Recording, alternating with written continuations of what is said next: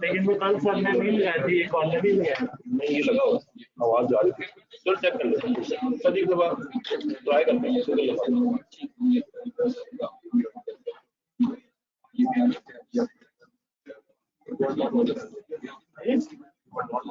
वो भी नहीं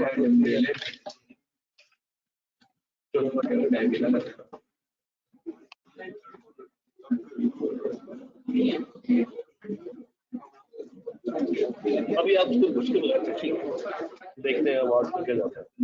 जी जनाब, अस्सलाम वालेकुम। ऑनलाइन के यूजर आवाज, स्क्रीन, कैमरा तीनों चीजें क्लियर है तो काइंडली फीडबैक दे दे।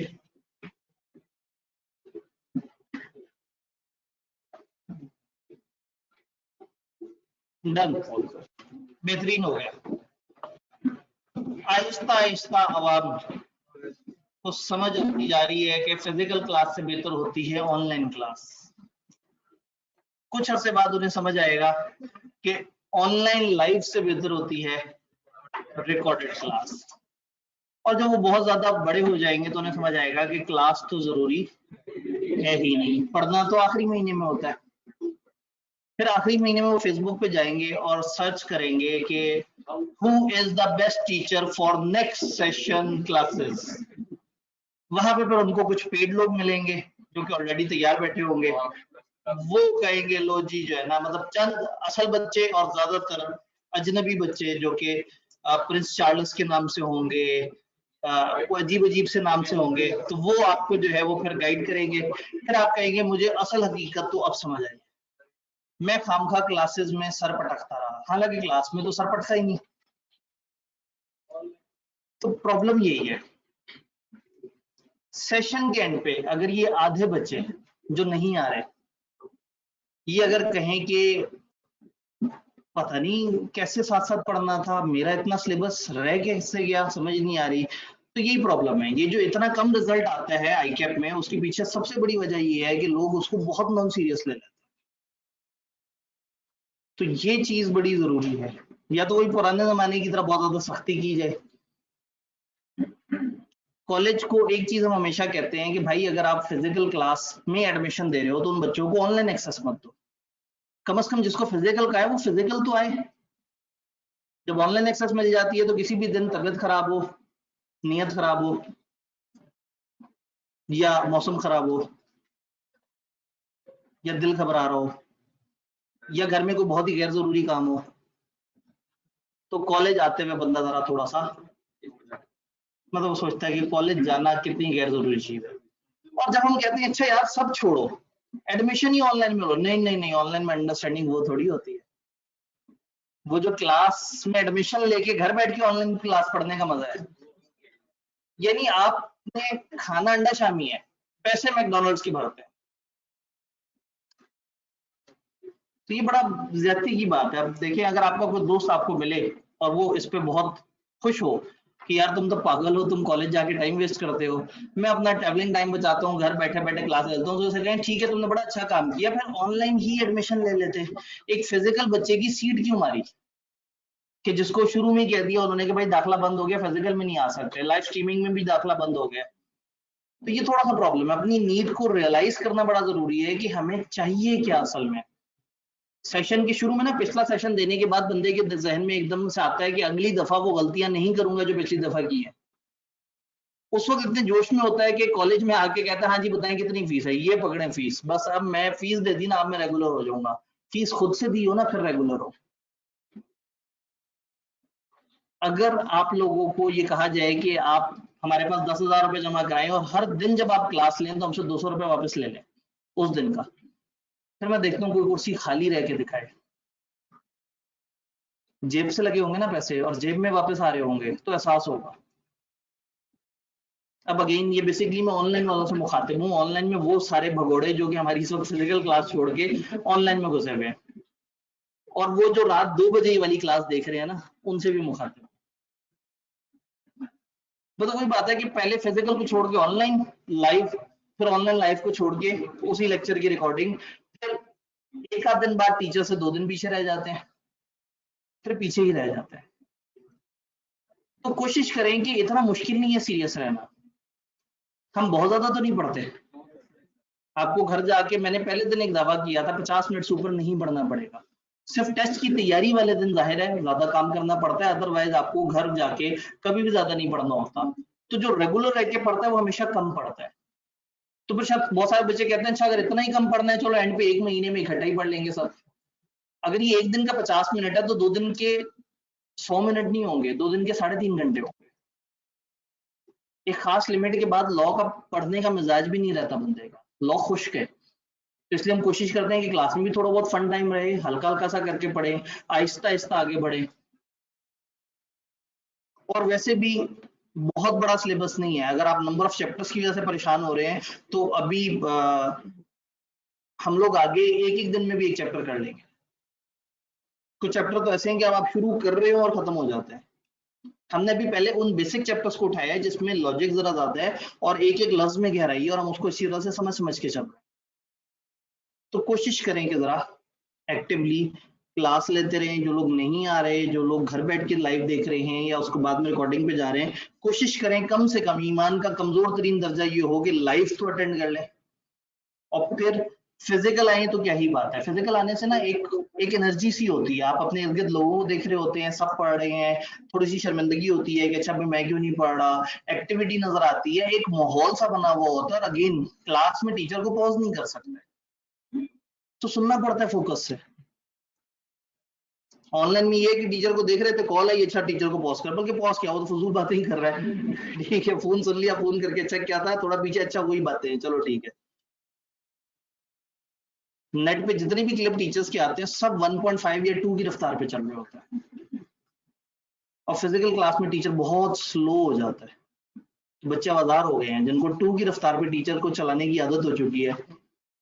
तो फिर मैं ये नहीं कह रहा कि गलत है, आप देखें, घर बैठ के देखें, लेकिन फिर पैसे तो ना ज्यादा भरे। फिर वो बच्चा जो वाकई फिजिकल क्लास लेके पढ़ सकता था उसका हक तो ना मारे कि उसका हक मार दिया और खुद भी उस सीट पे नहीं बैठे। अब इस क्लास में जितनी सीटें हैं उतने इसमें फिजिकल एडमिशन हुए हुए हैं। नीचे लाइव स्ट्रीमिंग में जितनी सीटें हैं उससे ज्यादा उसमें एडमिशन हुए हुए हैं। और हालात ये है, बल्कि मैं तो कह रहा हूँ अगर आवाम सुकून ही कर रही है तो वो कल से लाइव स्ट्रीमिंग वालों को कहेंगे कि भाई आप ऊपर ही आ जाएगा। हाँ नहीं, लेकिन मतलब कल तो मुझे लग रहा था कि चलो ईद मिलादुन नबी की छुट्टी से वापस आए हैं तो जरा कम आए होंगे। बिल्कुल। अब पता नहीं इंतजामिया ऊपर आते हुए रोक तो नहीं देगी ने। इतना रश नहीं लगना। आपको क्या लग रहा है दीवार तोड़ रश पड़ जाना है? वो लोग भी रिप्रेजेंटेटिव इसी क्लास के हैं, वो भी उतने ही ठंडे हो चुके हैं। ठीक है जी, लाइव स्ट्रीमिंग वाले हजरात, अगर आप इस वक्त एक्टिवली मुझे सुन रहे हैं, ये भी तो बड़ा जरूरी है, सुन रहे हैं, हाथ मिलाएं। ठीक है जी, सुन रहे हैं आप लोग, ऊपर आ जाएं। ऊपर काफी जगह है, ऊपर तो मतलब सुकून है, चिल चल रहा है। अगर रास्ते में कोई पूछे तो कहना कि कौन आया था। वो क्या होता है कि कहना पता नहीं फलाना आया था, डॉन आया था। तो हाँ, आपने ऊपर आते हुए कह देना कि आबदी साहब ने हमें मुखातिब करके कहा है कि ऊपर आ जाए।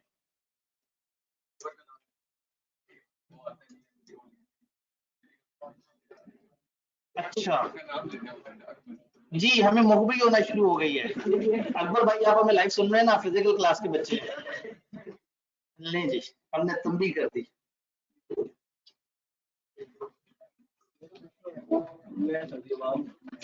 ये चेक करें, ये किस्मत है, कम पैसे भर के ऊपर आ गए। वही बात है ना, जो लोग बदनसीब है वो ज्यादा पैसे भर के हल्की वाली प्रोडक्ट पे जा रहे हैं। ये खेड नसीबों से। मेरे ख्याल में जो हालात वाकयात चल रहे हैं शायद डेली ऊपर जगह बन जाया करे, या तो इस हफ्ते ईद मिलादुन नबी की खुशी में ही पूरा हफ्ते छुट्टी पे चले गए बच्चे। अब समझ आया क्यों मंडे को छुट्टी आपको नहीं मिली? इसलिए कि ये एटीट्यूड जब सामने आता है ना टीचर्स के, तो फिर वो कहते हैं यार फायदा क्या इन बच्चों के लिए कुछ अच्छा सोचने का। मैंने अच्छा सोच के क्या कर लिया, क्लास की स्ट्रेंथ खत्म हो गई, तो अगली दफा मैं भी अच्छा नहीं सोचूंगा। तो देखे ना, ये जुल्म करते हैं। चेक करें, वो बच्चे भी इधर आ गए और अभी भी जगह है। यानी इस वक्त ये जो सामने लोग बैठे हैं ये तकरीबन 356 या 357 बच्चों में से आए हुए हैं, जो कि 200 भी नहीं है। नहीं 100 तो होंगे क्योंकि इस कमरे में 240 कुर्सी है और ये लोग 250 एडमिशन करते हैं ये सोच के कि 15-20 तो बच्चे एब्सेंट ही होते हैं डेली। अगर हमारी क्लास के स्टैट्स नहीं पता इन्हें तो अगेन पता है कि आप लोग ज्यादातर एएफसी से आते हैं। याद है पहले दिन मैंने एक रीजन बताई थी लॉ में फेलियर की, एएफसी से आए हुए बच्चे, क्योंकि आप लोग थोड़ा नॉन सीरियस हो चुके होते हैं। आपको लगता है कि दुनिया में करने वाली चीज एक ही चीज है, न्यूमेरिकल सब्जेक्ट। आप पीछे क्यूएम पे फोकस करते आए होते हैं, तो इधर आके भी आप कहते हैं कि चलो ठीक है अकाउंटिंग को पढ़ लेंगे बस, थ्योरी को इतना पढ़ने का क्या। इतनी थोड़ी सी तो थ्योरी पढ़ रहे होते हैं हम डेली, हम कौन सा को बहुत ज्यादा तूफान मचा देते हैं। पता है ये साथ साथ हो जाए तो हो जाए, अदरवाइज इतने आराम से नहीं होता। और मैं आपको याद करा दूं कि ये बिजनेस लॉ पिछली 10 अटेम्प्ट्स में से 8 दफा सबसे गंदा रिजल्ट आया है। उस वक्त पेपर थोड़ा बड़ा होता था लेकिन आईकेप तो वही है ना, तो उसने कहीं थोड़ी सी तकलीफ तो देनी है। तो इसलिए कोशिश करें एक्टिव रहें। आप लोग सामने अच्छे लोग हैं, अपने दोस्तों से भी कहें कि आया करें। लाइव स्ट्रीमिंग वाले तो नहीं कहेंगे उन्हें, उनको तो फायदा हो गया, आराम से टीचर इतनी दूर से नजर आ रहा था, बल्कि वहां ज्यादा करीब था, वहां स्क्रीन के करीब थे, अब यहाँ टीचर दूर हो गया। ठीक है जी, तो अब इसका मतलब है कि मुझे वहां नहीं देखना, मैंने यहाँ देखना है। यहाँ भी देख लेते हैं कितने कुछ लोग, 47 लोग टोटल।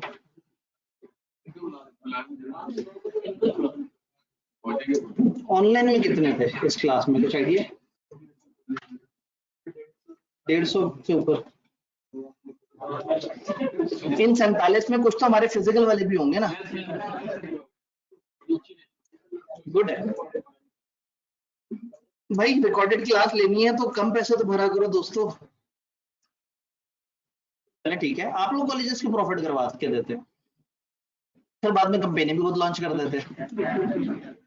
खराब आप लोग करते हैं, आदत आप खराब करते हैं। कॉलेज को भी पता लग जाता है यार ये तो पागल बच्चे हैं, इनको ज्यादा पैसे में वो चीज भेज दो जो इनको हल्की है। इनको क्या है, इनको तो बस चाहिए कुछ ऐसा कि इनको मेहनत ना करनी पड़ जाए, खुदा ना खास्ता। तो ऐसे मत, ऐसे वाकई मत किया करें। पता है इससे आप कॉलेज को ये अपॉर्चुनिटी दे रहे हैं कि वो गड़बड़ करे।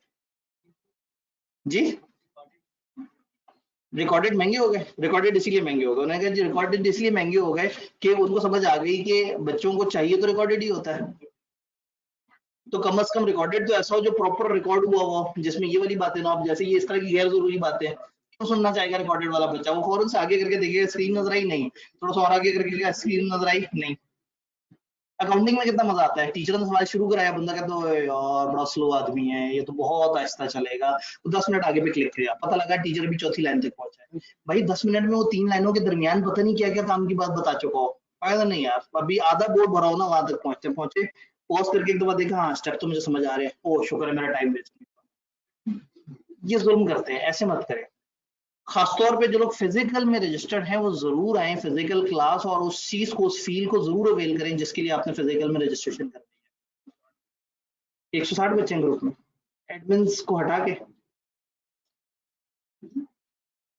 तो 160 350 तकरीबन 500 से ऊपर तो कम से कम बच्चा है, जिसमें से इस वक्त कंबाइंड 200 होगा टोटल मिला के, 200 से चलो थोड़ा सा ऊपर होगा। 40% ऑडियंस भी इस वक्त एक्चुअल में लेक्चर में साथ नहीं है, और बाकी सब लोग वही मतलब रात में फॉरवर्ड कर करके देख रहे हैं। इनसे कहता हूँ कि एक हफ्ता ना रिकॉर्डेड ना दे बच्चों को, मजा आ जाएगा। फिर बता बच्चे क्या कहेंगे, सर हमारे इलाके में नेट बड़ा हल्का आता है, सर गुर्बत बड़ी है, सर वो बिल्कुल हम दरख्त पे चढ़ते हैं तो मोबाइल के सिग्नल आते हैं, हम वहां बैठ के वो ऐसे ऐसे बहाने उनके सामने आने हैं ना। ऐसे ही है, बस असल में पता क्या, ये हमारी कमजोरी है। हमें यहाँ आके वाकई तरस आ जाता है कि बच्चे हर तरह के हैं। कुछ बच्चे वाकई, मुझे लास्ट टाइम एक बच्चे ने कहा था कि सर आप इतने बजे अपना लेक्चर खत्म कर सकते हैं 10 मिनट पहले। मैंने कहा क्यों? उसने कहा जी मैं अपने बाबा की दुकान पे जाता हूँ शहर, मतलब 40 मिनट का वहां पे ट्रेवल करके जाता था, और वहां पे उनकी दुकान क्लोज होने से पहले वहां उनके पास नेट लगा हुआ था, उधर बैठ के लेक्चर देखता था फिर वापस आता था। तो कई बच्चे वाकई मेहनत कर रहे होते हैं, उनकी वजह से हमें फिर होता है कि नहीं आपके राइट्स ना खत्म हो, लेकिन उसकी वजह से जो मेहनत नहीं करने वाले बच्चे हैं वो बहुत ही ज्यादा चिल हो जाते हैं, फिर हमें टेंशन भी कोई नहीं होती, क्योंकि आइए अपने तो पास अच्छे बच्चों को ही करना है। तो हमें अच्छा ये लगता है कि अगली क्लासों में हमें अच्छे बच्चे मिल जाते हैं, यहाँ फिल्टर हो जाते हैं जो खराब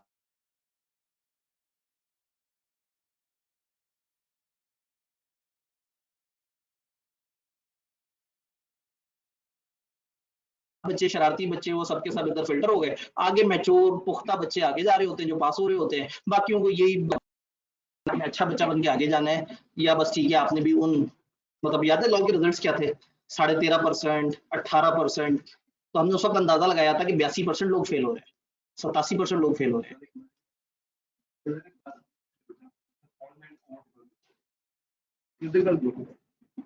नाम का बच्चे का नहीं, असल में ये एक नहीं है, बहुत है, ये अकबर तो नहीं कही। चलो ठीक है जी। जी आवाज क्लियर है? मुझे एक बच्चे ने कहा है आवाज अब क्लियर है।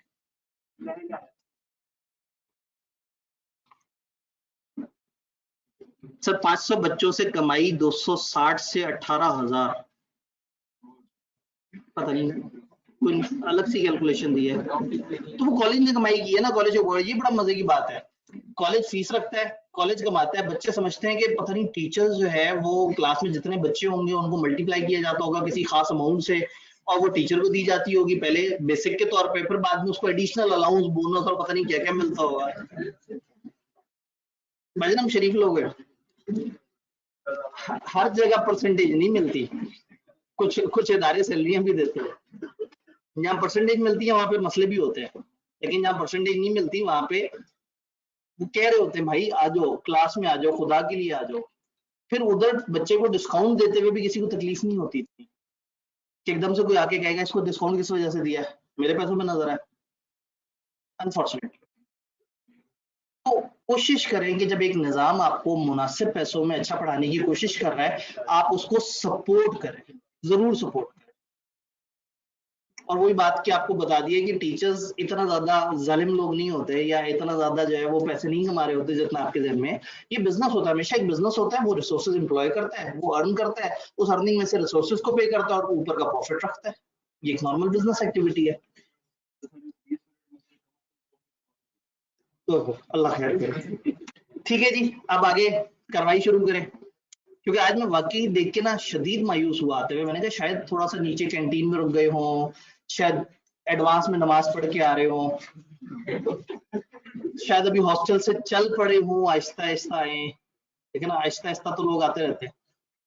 इस जुमले के दौरान एक भाई आ गए, तो मैं सोच रहा था कि शायद मतलब मुझे गलत लग रहा है, लेकिन अब मुझे यकीन आ गया है कि आप लोग ठंडे हो चुके हुए, आप लोग नहीं जो गैर मौजूद है, ये जो कैमरे से मुझे देख रहे हैं ये लोग, भाईजान ऊपर आ जाए, लाइव स्ट्रीमिंग वाले भाई ऊपर आ जाए, वो कहेगा मैं अगली क्लास के लिए आया हूँ, अकाउंटिंग होगी ना अगली क्लास, उधर जोश होता है, रजिस्टर लग के बच्चे के आराम से रजिस्टर चलता रहेगा, एंड पे पता लगता है गलत सवाल हुआ है, थ्योरी में तो एकदम से। ठीक है जी, चलें फिर आगे आगे चलते हैं। हम लोगों ने कंसिडरेशन पे बात की थी, और कंसिडरेशन की एक तकलीफ जैसी डेफिनेशन भी फिर देखी थी हमने। जी अभी ऑनलाइन में बात क्लियर है?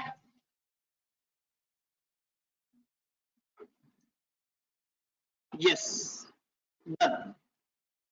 हमने कहा था कंसिडरेशन है मुआवजा, बदला, रिटर्न, बेनिफिट, एक कॉन्ट्रैक्ट में एंटर होने की वजह, कोई भी कॉन्ट्रैक्ट में इसलिए शामिल होता है कि उसको कुछ चाहिए होता है उस कॉन्ट्रैक्ट में, किसी को फल चाहिए, किसी को पैसे चाहिए, किसी को एजुकेशन सर्विस चाहिए, किसी को अमाउंट चाहिए। तो अगेन जब भी दो बंदों के दरमियान कॉन्ट्रैक्ट होता है तो दोनों बंदों की कोई ना कोई कंसिडरेशन जरूर होती है, दोनों के जहन में कोई ना कोई वजह होती है जिसके लिए वो कॉन्ट्रैक्ट में एंटर होता है।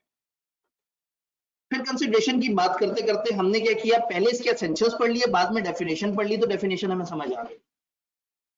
अब डेफिनेशन से अगर हम बात करें तो हम लोगों ने कहा था डेफिनेशन को लेके कि कंसिडरेशन बेसिकली जब प्रोमिसर की डिजायर पे एक बंदा कोई काम करता है या भाग रहता है, या किया था या करने का वादा कर रहा है फ्यूचर में, तीनों टेंस में, तो वो चीज कंसिडरेशन बन जाती है दूसरे बंदे के लिए कि ये चीज मैं इसलिए कर रहा हूं कि मुझे दूसरे बंदे से कुछ मिलेगा। तो एक बंदे के लिए कंसिडरेशन उसमें वो 1 kg ऑरेंजेस थे, और दूसरे बंदे के लिए नहीं 1 kg नहीं 2 kg ऑरेंजेस थे, और दूसरे के लिए कंसिडरेशन क्या थी, 100 रुपीज। फिर कंसिडरेशन की छोटे छोटे से हमने रूल्स देखने की कोशिश की थी। हमने कहा ये डिजायर ऑफ प्रोमिसर पे होता है, यानी किसी ने खुद ही से कुछ कर दिया आपके लिए अच्छा, तो वो अच्छाई काउंट होगी, वो कंसिडरेशन काउंट नहीं होगी। आपकी डिजायर पे होना चाहिए, आपके कहने पे हो। फिर हमने कहा था इसकी डायरेक्शन कुछ भी हो सकती है, कहीं से भी आ सकती है, कहीं को भी जा सकती है। एक एग्जांपल देखी थी, आपके और कॉलेज के कॉन्ट्रैक्ट में आपने कॉलेज को कंसिडरेशन दी, लेकिन कॉलेज ने नहीं, एक थर्ड पर्सन ने आपको कंसिडरेशन दी। आप दोनों के कॉन्ट्रैक्ट में मैं तो तीसरा आदमी हुआ ना, थर्ड पर्सन। इसी तरह से मेरे और कॉलेज के कॉन्ट्रैक्ट में कॉलेज ने मुझे कंसिडरेशन दी, और मैंने पलट के कॉलेज को कंसिडरेशन नहीं दी, मैंने एक थर्ड पर्सन को कंसिडरेशन दे दी, आप लोगों को। तो आप और मैं एक दूसरे के लिए अजनबी हैं, मेरा आपका कॉन्ट्रैक्ट नहीं है, मेरा कॉन्ट्रैक्ट कॉलेज से, आपका कॉन्ट्रैक्ट कॉलेज से। तो दिस कैन हैपन कि पार्टीज दो के दरमियान कॉन्ट्रैक्ट हो, लेकिन जो सर्विसेज हैं या जो चीजें एक्सचेंज हो रही हैं वो किसी थर्ड पर्सन की तरफ से भी आ रही है। एक ने दूसरे को पैसे दिए और तीसरे ने आगे माल डिलीवर कर दिया, दिस कैन हैपन। तो कंसिडरेशन कहीं से भी आ सकती है, कहीं को भी जा सकती है। कंसिडरेशन कुछ के लिए प्रेजेंट होगी आमने सामने, कुछ के लिए पास्ट होगी, कुछ के लिए फ्यूचर होगी। कुछ ने आज काम कर दिया, फ्यूचर में पैसे मिलेंगे, कुछ को आज पैसे मिल गए, वो फ्यूचर में काम करेगा, कुछ को आज ही पैसे मिल रहे हैं और आज ही वो काम करेगा। तो ये अलग अलग बातें थी, अल्फाज थोड़े से पेचीदा हो सकते हैं, नोट्स में आपके पास आसान अल्फाज भी हैं। कंसिडरेशन की वैल्यू होनी चाहिए, जीरो नहीं होनी चाहिए। एक बात हमने की थी, कंसिडरेशन कम ज्यादा हो सकती है। भाई देखे ना, ये वाली क्लास में हो सकता है कुछ लोग 20,000 में एडमिशन लेके बैठे हो सकता है कोई डिजर्विंग कैंडिडेट हो और उसका वाकई जेन्युइन इशू उसने मैनेजमेंट को बताया हो सकता है 5,000 रुपए देके बैठा हो। तो इसका ये मतलब नहीं कि हमारा कॉन्ट्रैक्ट गलत हो गया। कंसिडरेशन कम ज्यादा हो सकती है, लेकिन एब्सोल्युटली जीरो नहीं होनी चाहिए। अगर जीरो हो तो उसमें क्या शर्तें हैं, आज हम लोगों ने कुछ एक्सेप्शंस देखनी है कि क्या ऐसा पॉसिबल है कि जीरो कंसिडरेशन से भी बात बन जाए, तो आज हम उसको भी बात करेंगे। कंसिडरेशन रियल होनी चाहिए, इमेजिनरी चीज नहीं हो, एक हकीकी चीज हो, कोई ऐसी बात ना हो जो कि एग्जिस्ट ही नहीं करती, जो माफूकुल फितरत किस्म की है। फिर प्रोमिसर ऑलरेडी बाउंड ना हो वो करने के लिए। फायर ब्रिगेड की एग्जांपल हमने देखी थी, बड़ी मजेदार सी वो थी। ये इसी तरह से अगर पुलिस चोर को पकड़ के लेके आए और हम पुलिस को अलग से पैसे देंगे, बड़ा शुक्रिया आपका, आप चोर को पकड़ के ले आए, चोर को पकड़ना उनकी ड्यूटी है। तो अगर कोई बंदा अपनी ड्यूटी निभा रहा है तो that is not a consideration, क्योंकि वो तो अपना फर्ज अदा कर रहा है, वो तो गवर्नमेंट से उस बात के पैसे ले रहा है। जैसे मैं ड्यूटी निभा रहा हूँ, मैं आके अगर आपको लेक्चर दे रहा हूँ तो इसका ये मतलब नहीं कि मैं आपसे पैसे मांगना शुरू कर दूं, क्योंकि मैं तो आपको लेक्चर डिलीवर कर रहा हूँ। क्यों? ये मेरी ड्यूटी है। तो ये कंसिडरेशन नहीं है, आपके और मेरे दरमियान कोई कॉन्ट्रैक्ट नहीं है और ना कोई कंसिडरेशन है। आपने कंसिडरेशन कॉलेज को दी और कॉलेज ने वो कंसिडरेशन जो उन्होंने देनी थी मेरे थ्रू आपको दिलवा दी। तो कंसिडरेशन मूव हो सकती है, लेकिन कुछ ना कुछ उसकी वैल्यू होनी चाहिए, वो रियल होनी चाहिए, और वो ऐसी चीज ना हो जो बंदा ऑलरेडी बाउंड था बाय लॉ। लॉफुल के ऊपर तो हम ऑलरेडी इतनी सारी बात कर चुके हैं, इस पर हमने बात नहीं की थी। तो कंसिडरेशन के इन तमाम रूल्स में जो फिजिकल बैठे हुए हजरात हैं, पहले उनके सवाल, फिर हम ऑनलाइन की तरफ चलते हैं जी। इसमें कहीं भी ऑब्जेक्ट के बारे में नहीं बताया गया, इसलिए कि हम कंसिडरेशन का यूनिट पढ़ रहे हैं। ऑब्जेक्ट का तो हमने पीछे वो 5 पॉइंट्स देख लिए थे, याद है? हमने पहले दिन 5 एसेंशियल्स की बात की थी। उन 5 में से हमने कहा था कुछ हम यहाँ पढ़ेंगे और 2 हम आगे जाके पढ़ेंगे। तो उसमें एक था legality of object and consideration, या इस तरह से। तो हमने कहा था कि ऑब्जेक्ट और कंसिडरेशन दोनों ठीक होने चाहिए। फिर हमने ऑब्जेक्ट कहाँ कहाँ ठीक होता है उसकी 5 बातें देखी थी, फॉरबिडन बाय लॉ, फलाना फलाना फलाना। अब हम कंसिडरेशन के यूनिट को पढ़ रहे हैं। तो टेक्निकली इस चैप्टर ने हमें कुछ एसेंशियल्स बताए और कुछ एसेंशियल्स इससे अगले चैप्टर के लिए छोड़ दिए जी।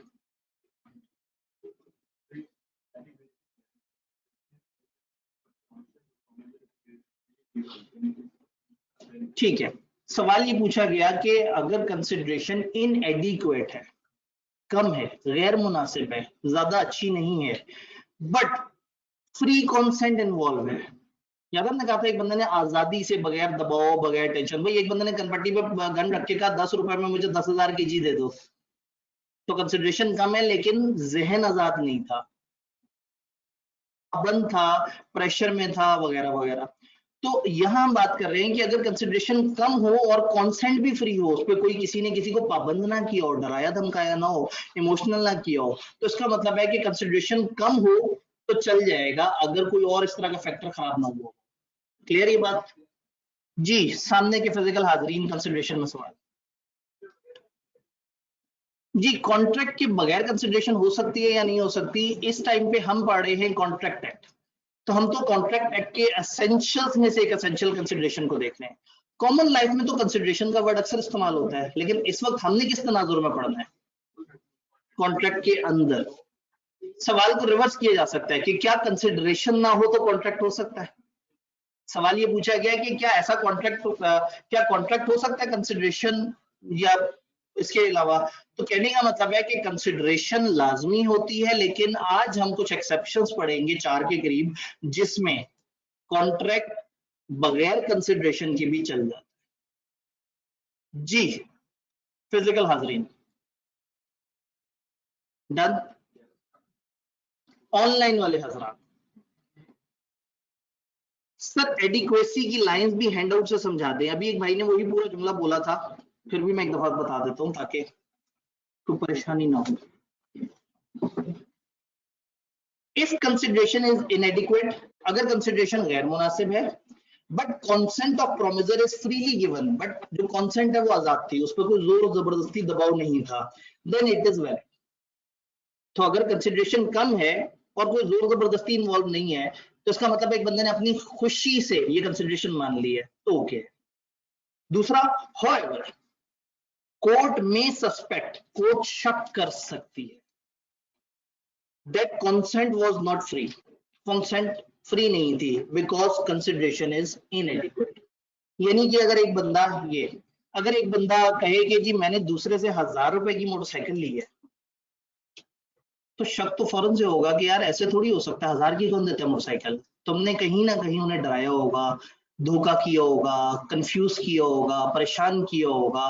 तो हम ये कहते हैं कि अगर कॉन्सेंट फ्री है और कंसिडरेशन कम भी है तो चल जाएगा, लेकिन चांसेस ये हैं कि डाउट जरूर हो, अदालत के लिए बात मशहूर जरूर बन जाएगी कि ऐसा कैसे हो सकता है कि आप कम पे मान गए। तो ये कहना चाह रहे हैं ऑनलाइन में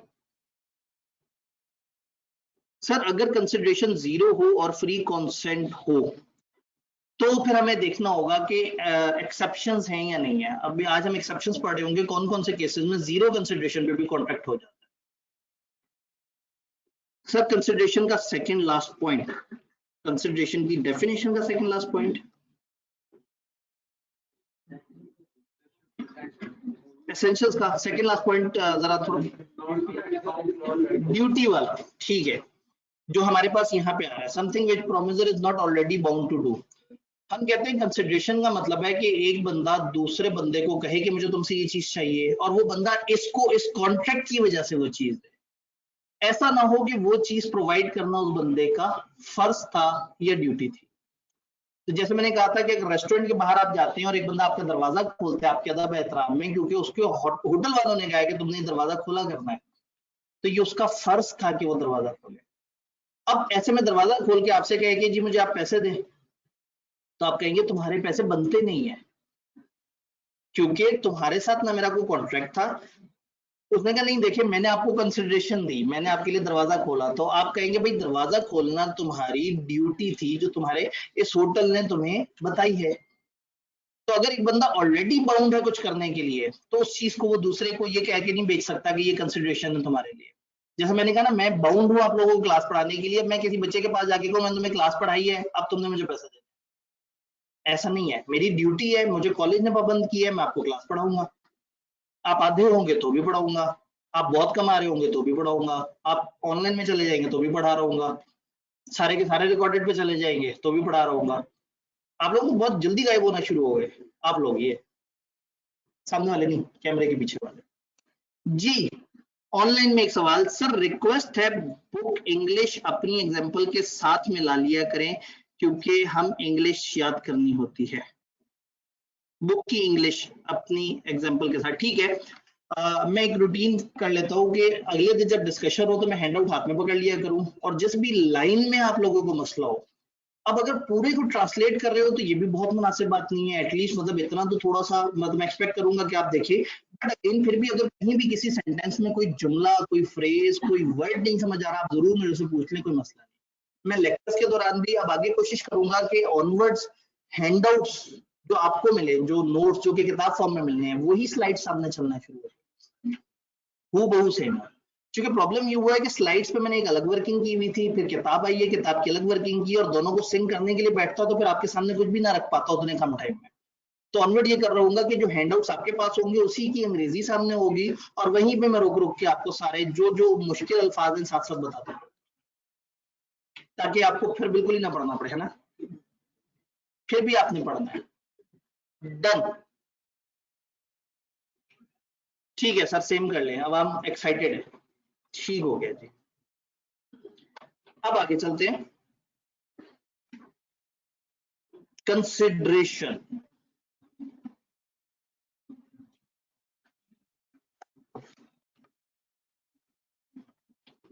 रूल क्या है?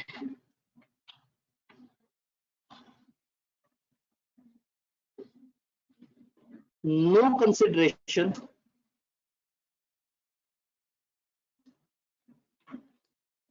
Is equal to no contract.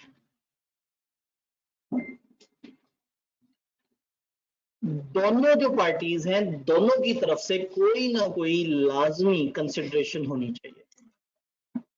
ए ने बी को अगर ऑरेंजेस सप्लाई किए हैं तो बी ने ए को पैसे सप्लाई किए। पैसे कम भी हो सकते थे, खैर है, जीरो नहीं होने चाहिए।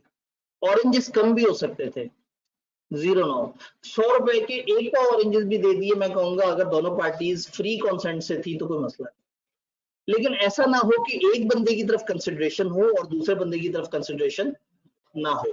तो रूल ये है कि कंसिडरेशन दोनों तरफ से होनी चाहिए। अगर किसी एक पार्टी की तरफ भी कंसिडरेशन नहीं है तो मैं कहूंगा सॉरी भाई, आपके दरमियान जो है उसे कॉन्ट्रैक्ट नहीं कह सकते, वो एक अच्छाई है, वो एक दोस्ती है जो एक बंदा दूसरे के साथ कर रहा है।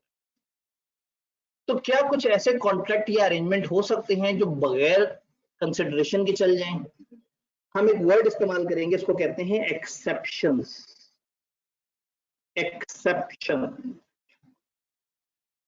जब भी लॉ में या किसी जगह पे कोई आपको बताए कि आओ हम इस चीज की एक्सेप्शन पढ़ते हैं, तो एक्सेप्शन का मतलब है वो कौन सी जगह है जहां ये रूल लागू नहीं होगा। जैसे मैं कहूं क्लास में अक्सर बच्चे पढ़ के नहीं आते, ये जुमला दिया, और मैं कहूं लेकिन कुछ एक्सेप्शन भी हैं, कुछ बच्चे वाकई पढ़ के भी आते हैं। इसका मतलब एक्सेप्शन का मतलब वो जिन पे जनरल रूल अप्लाई नहीं कर रहा। जनरल रूल क्या है? नो कंसिडरेशन, या बच्चे पढ़ते नहीं है, और एक्सेप्शन क्या है? कुछ बच्चे पढ़ते हैं। No consideration is no contract, ये है रूल। कंसिडरेशन कोई नहीं, कॉन्ट्रैक्ट कोई नहीं। बल्कि उसमें सराइकी में कहता है ना, कॉन्ट्रैक्ट का ही नहीं थे, कंसिडरेशन का ही नहीं। तो सराइकी में कहते हैं, पंजाबी में कहते हैं, ये सराइकी है ना, ये का ही नहीं जो है, पता नहीं क्लास में आप लोग सराइकी पंजाबी क्या नहीं, ठीक है। कंसिडरेशन क्या नहीं थे, कॉन्ट्रैक्ट का क्या नहीं, सही है।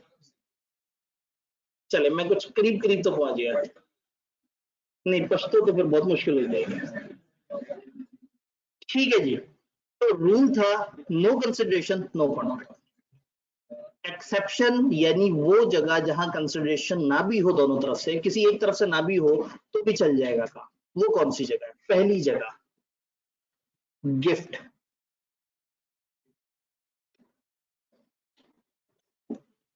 डिलीवर्ड या एक्सेप्टेड। अगर एक बंदे ने दूसरे को गिफ्ट दिया, दूसरे ने बसद शुक्र व एहतराम कबूल किया, और महीने बाद ये भाई साहब अदालत पहुंच गए जिसने गिफ्ट दिया, और उसने कहा जी मुझे मेरी चीज वापस दिलवाई जाए। क्यों वापस दिलवाई जाए? उसने कहा जी मेरा जो उसके साथ अरेंजमेंट था, कंसिडरेशन तो थी ही कोई नहीं, मैंने उसे गिफ्ट दिया, उसने तो बदले में मुझे कुछ नहीं दिया। बात भी सही है, एक बंदे ने दूसरे को गिफ्ट दिया, अचानक से उसको दूसरे पे प्यार आ गया कि यार अच्छा वो है बंदा है, ये मेरा दोस्त है, बड़ा जिगरी दोस्त है, चलो मैं इसे गिफ्ट दे दूं। तो टेक्निकली दूसरे ने तो कोई कंसिडरेशन नहीं दी, और ये कंसिडरेशन दोस्ती आ रही थी, ये तो इसकी तो वैल्यू कोई नहीं है। आपको पता है दोस्ती की क्या वैल्यू है? आज के दौर में तो कोई भी नहीं है, अनलेस कि वो फेसबुक पे आपकी पोस्टों को ना लाइक करे। तो गिफ्ट डिलीवर हो जाए या एक्सेप्ट हो जाए, तो ये कहलाएगा एक ऐसा अरेंजमेंट जिसमें एक पार्टी की तरफ से कंसिडरेशन थी और दूसरी तरफ से नहीं थी, लेकिन जब डिलीवर या एक्सेप्ट हो गया तो ये ओके है। मैं कहना क्या चाह रहा हूं, एक बंदे ने दूसरे को प्यार में कहा, यार तू मेरा बड़ा अच्छा दोस्त है, मेरा दिल करता है मैं तुझे घड़ी गिफ्ट कर दूं। अगले दिन भूल गया, अब तीसरे दिन वो अदालत में ले गया कि जी इसको पाबंद करें, इसने गिफ्ट देने का वादा किया है। तो आप कहेंगे ये कौन सा वादा है जिसमें एक तरफ कंसिडरेशन और एक तरफ कंसिडरेशन? तो गिफ्ट देने का वादा की मैं बात नहीं कर रहा यहां। अगर गिफ्ट दे दिया जाए, दूसरा उसको कबूल कर ले, तो फिर ये एक ऐसा अरेंजमेंट है जो कि एक बंदे की कंसिडरेशन थी और एक की नहीं थी, चल जाएगा। तो गिफ्ट देने का वादा जेन्युइन कॉन्ट्रैक्ट नहीं बनेगा, लेकिन गिफ्ट दे दिया गया और दूसरे ने एक्सेप्ट कर लिया, तो अब आप वापस ये कह के नहीं मान सकते कि भाई कंसिडरेशन कोई नहीं थी। तो पहली एक्सेप्शन क्या है? Gift, delivered gift, accepted gift. Gift देने का वादा नहीं, गिफ्ट दे दिया गया हो तो फिर हम कहेंगे एक बंदे ने कंसिडरेशन थी एक बंदे की नहीं थी, लेकिन चूंकि गिफ्ट दे दिया तो दी हुई चीज अब वापस लेना मुनासिब है। क्लियर? हाँ, अब अगर उसकी तरफ से एक्सेप्ट नहीं हुआ, आप दरवाजे पे रखे उसके और उसने कहा मैं तुम्हारी शक्ल भी नहीं देखना चाहता और तुम्हारे गिफ्ट की शक्ल भी नहीं देखना चाहता, दोस्त बहुत जोर से नाराज हो गया, तो 3 दिन बाद आप वो गिफ्ट वहां से उठा के ले गए। हमने कहा ठीक है भाड़ में जाओ। सिंपल है, मतलब आप इतनी मोहब्बत दे रहे हैं उसे और वो नहीं सुन रहा, तो 3 दिन तक आपने मोहब्बत जो है वो अपनी जारी रखी। अब वो अगर ऐसे कर रहा है तो आपको भी बेहतर है और दोस्त, आप किसी और दोस्त को गिफ्ट दे देंगे जाके। तो कहने का मतलब है कि अगर उसने एक्सेप्ट नहीं किया, आपने देने का वादा किया या उसके लिए अवेलेबल किया, तो ऐसे में वो फिर कंप्लीट नहीं हुआ। इसके लिए हम एक और वर्ड भी इस्तेमाल करते हैं, कंप्लीटेड गिफ्ट्स।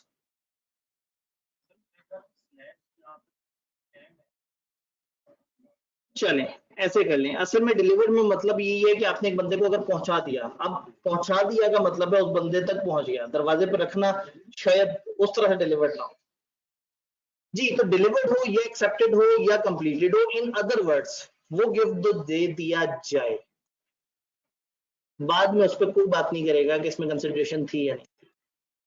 लेकिन अगर एक वादा किया जाए, वादा, किताब रोमांचक होती जा रही है, natural love and affection, natural love and affection. इससे पहले कि आपके जहन में कुछ मनफी ख्याल आए, वर्ड नेचुरल, नेचुरल कुदरती प्यार, वालदैन को औलाद से होता है, बहन भाइयों को आपस में एक दूसरे से प्यार होता है, दैट इज नेचुरल लव। क्या बात करती, इन्होंने एक गैर हकीकी सी बात कर, उन्होंने कहा तालिब इल्म को उस्ताद से होता है प्यार। चल आजकल वो बच्चे नहीं रहे, खैर। Natural love and affection, natural love and affection का मतलब है कि एक ऐसा मामला जिसमें नेचुरली कुछ लव या अफेक्शन पाया जाता है। एक बाप ने बेटे से ये वादा किया कि मैं तुम्हें बाइक दिलवाऊंगा, उस दिन बहुत मूड में था, बच्चा भी प्यारा लग रहा था, पेपर भी पास करके आया होगा, तो महीने बाद बच्चे पे किसी वजह से गुस्सा आया, उसने कहा मैं अब तुम्हें बाइक गिफ्ट नहीं दूंगा। तो बच्चा कहेगा पहले तो आपने कहा था गिफ्ट करेंगे, तो उसने कहा अभी भी मैं ही कह रहा हूं कि नहीं दूंगा गिफ्ट। क्या ये कॉन्ट्रैक्ट था? ये कॉन्ट्रैक्ट नहीं था, गिफ्ट देने का वादा कॉन्ट्रैक्ट नहीं था। लॉ ने कहा अगर कहीं कोई नेचुरल लव एंड अफेक्शन है और इस तरह का कोई वादा हो जिसमें एक तरफ कंसिडरेशन और एक तरफ कंसिडरेशन ना हो, तो क्या ये वादा कॉन्ट्रैक्ट बन सकता है या नहीं? उन्होंने कहा हाँ जी बन सकता है, अंग्रेजों के जमाने का कानून है। उन्होंने कहा अगर राइटिंग में हो तो, नंबर 1। नंबर 2, आप रजिस्टर करा लें कानून में जाके उसे।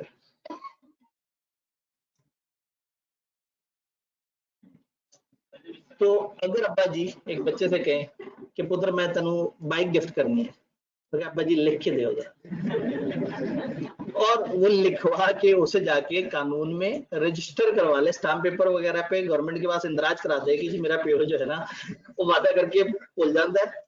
तो अंग्रेज का बनाया हुआ कानून है ना, अंग्रेज तो बड़े प्रोफेशनल है, उन्होंने कहा हाँ जी प्यार मोहब्बत अपनी जगह, कल को मुकर गया तो क्या कॉन्ट्रैक्ट क्रिएट कर लो, तो उन्होंने कहा अगर आप लिखवा लो और कानून में रजिस्टर करवा लो तो अब वो एक ऐसा कॉन्ट्रैक्ट है जिसमें एक तरफ कंसिडरेशन है और एक तरफ नहीं है, और ऐसा कॉन्ट्रैक्ट वैलिड है। इस वक्त हम पढ़ रहे हैं वो कौन से कॉन्ट्रैक्ट है जिसमें कंसिडरेशन भले एक तरफ से हो वो वैलिड हो जाते हैं। रूल है कि दोनों तरफ से कंसिडरेशन होनी चाहिए, एक तरफ से हो एक तरफ से ना हो तो कॉन्ट्रैक्ट नहीं बनता। लेकिन दो एक्सेप्शन हमने पढ़ी, वो गिफ्ट जो डिलीवर हो जाए, कंप्लीट हो जाए, एग्जीक्यूट हो जाए, वहां पे एक बंदे की तरफ कंसिडरेशन थी और एक की तरफ नहीं थी, चल जाएगा था। दूसरा नेचुरल लव एंड अफेक्शन, अगर पार्टीज के दरमियान एक नियर रिलेशन हो, नियर रिलेशन, और उनके दरमियान ऐसा लिंक हो कि जहां कुदरती लव नजर आए। अब पता लगे आपके हमसाये ने एक वादा कर लिया, हो सकता है हमसाया आपका बड़ा अच्छा हमसाया हो, आपकी बड़ी अच्छी दोस्ती हो, आप इकट्ठे जॉगिंग करने जाते हो, इकट्ठे खाना खाते हो, उससे आपकी बड़ी गहरी दोस्ती हो, लेकिन वो नेचुरल लव नहीं है।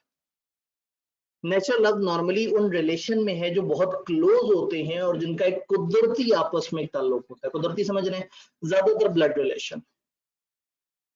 तो जिन रिश्तों में नेचुरल लव एंड अफेक्शन है, वहां अगर गिफ्ट देने का वादा किया जाए और उस वादे को लिखवा लिया जाए और रजिस्टर करवा दिया जाए कानून में, तो फिर वो वन साइडेड कंसिडरेशन वाला कॉन्ट्रैक्ट बन सकता है। बात समझ आई?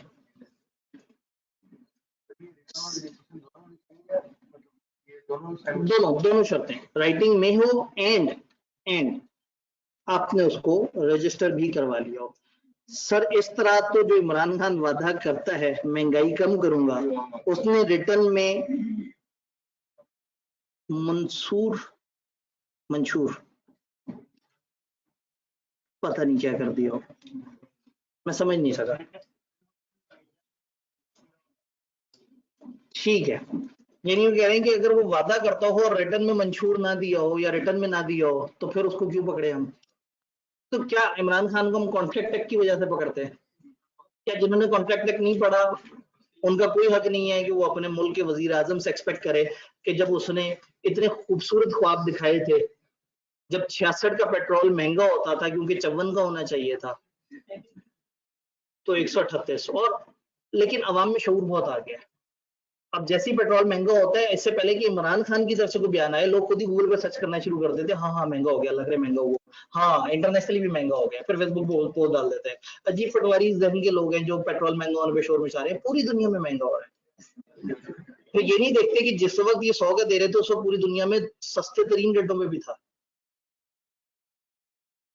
तो काश ये पढ़े लिखे लोग पिछले दौरों में भी होते हैं, जब 66 का पेट्रोल हमें बहुत महंगा लगना शुरू हो गया था, जब बिजली के बिल हम फाड़ देते थे और जब बाइकआउट शुरू हो जाता था। चले अल्लाह हम सबको हिदायत और अच्छे हुक्मरान दोनों दे। नेचुरल लव एंड अफेक्शन, जी